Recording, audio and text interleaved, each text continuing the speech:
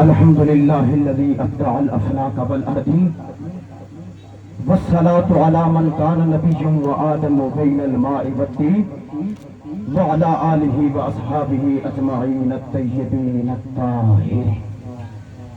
ارباب نظر کو کوئی ایسا نہ ملے گا، ارباب نظر کو کوئی ایسا نہ ملے گا، ارباب نظر کو کوئی ایسا نہ ملے گا، تاریخ اگر ڈھونڈے ثانی محمد، ثانی تو بڑی چیز ہے، سایہ نہ ملے گا۔ سامعین عزیز وقار، انسانی حیات کی وادیوں میں جب عقل کے چراغ مدھم پڑ جاتے ہیں اور افکار کے افلاک پر تاریکی چھا جاتی ہے، تب ایک ایسا نور الہی جلوہ گر ہوتا ہے جو جہالت کے غبار کو چاک کر کے اپنی راہوں کو روشن و منور کر دیتا ہے۔ وہ نور، وہ جمال، وہ کمال جس کی تابانی تا قیامت انسانیت کے لیے مینار ہدایت ہے، وہ میرے مصطفیٰ کریم کی سیرت مبارکہ ہے۔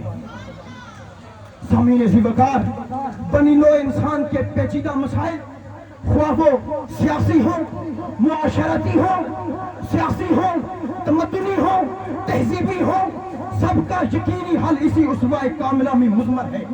صحیفہ انقلاب میں ارشاد ربانی ہے، لقد جاءکم فی رسول اللہ اسوۃ حسنہ، کہ میرے مصطفیٰ کی ذات مبارکہ تمہارے لیے اس میں بہترین نمونہ ہے۔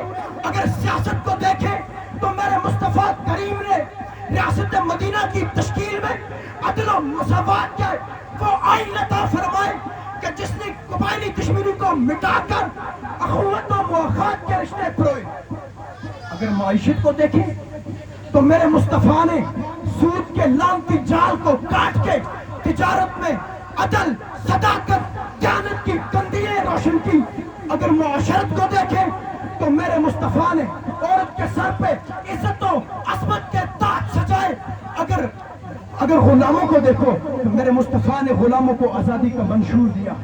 اگر یتیموں کو دیکھو، غریبوں کو دیکھو کہ میرے مصطفیٰ کریم نے ان کو محبت اور کفالت کا سہارا بخشا۔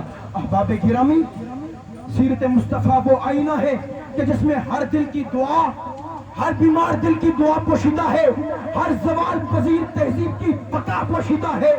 سیرت مصطفیٰ صلی اللہ تعالیٰ علیہ وسلم پہ نظر ڈالو کہ بڑے بڑے فلسفیوں کے افکار اور بڑے بڑے سیاستدانوں کے نظام وقت کی گرد میں گم ہو گئے، لیکن میرے مصطفیٰ کا دیا ہوا نظام تا قیامت تر و تازہ رہے گا۔ وما علینا الا البلاغ المبین۔